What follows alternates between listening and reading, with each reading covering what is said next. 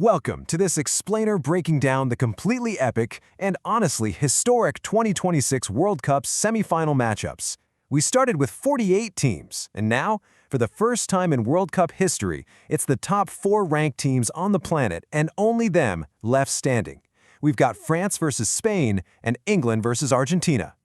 Like I said, this massive tournament kicked off with 48 hopeful teams, all gunning for the absolute biggest prize in sports. It's been a grueling, spectacular month of football, filled with the usual crazy upsets, late drama, and total heartbreak. But that massive, unprecedented field, it's been ruthlessly whittled down. Usually the World Cup is famous for those unbelievable underdog stories and wild Cinderella runs, right? Well, not this year. The cream hasn't just risen to the top this time around, it has completely monopolized it. It is literally just the absolute best of the best remaining. So, who actually wins the trophy? Let's break down both of these blockbuster semifinals to figure out exactly who has the edge as we march toward the final. Part 1. How each team got here.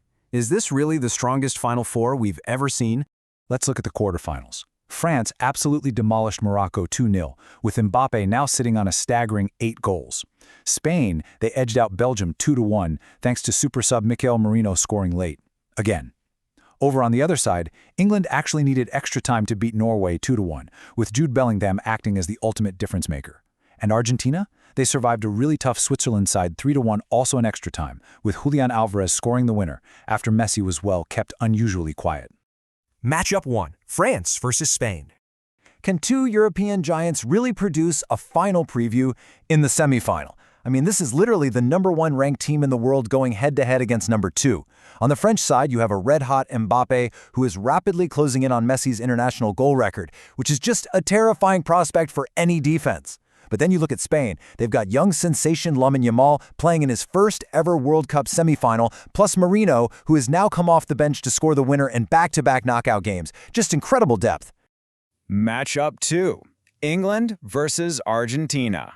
Is this the historic rematch nobody expected?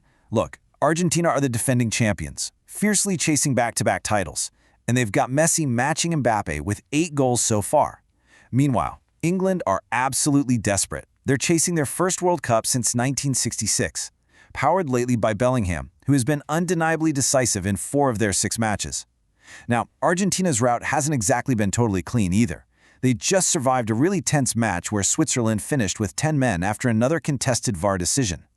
The historical weight of this fixture is just enormous. Moving on to what the models say, specifically the Optus supercomputer. So what does the cold hard data actually say? Well, Opta's supercomputer gives France the best shot at winning it all, giving them over a 34% chance. Spain are next in line at around 23%. England comes in third. But here is the real shocker. The model gives Argentina the statistically smallest chance of the 4 semifinalists to take home the cup, despite them being the defending champions. It's a pretty fascinating disconnect between their championship pedigree and what the underlying data metrics are predicting.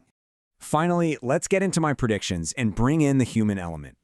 Because look, data isn't everything, right? Football is played on grass, not a spreadsheet. So here's my honest, on-the-record call for both of these games.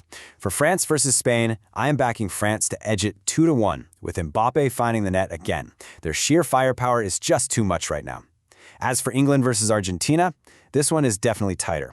But I'll go with Argentina 2-1, with Messi shaking off his quiet quarterfinal and finally getting on the score sheet in the semis. But hey, that's just how I see these historic matchups playing out. Any of these absolute powerhouses could genuinely take it all. So tell me, who do you think wins it all this year? Drop your finalist predictions down in the comments. Make sure to like, subscribe for more explainers just like this, and I'll see you right back here before kickoff.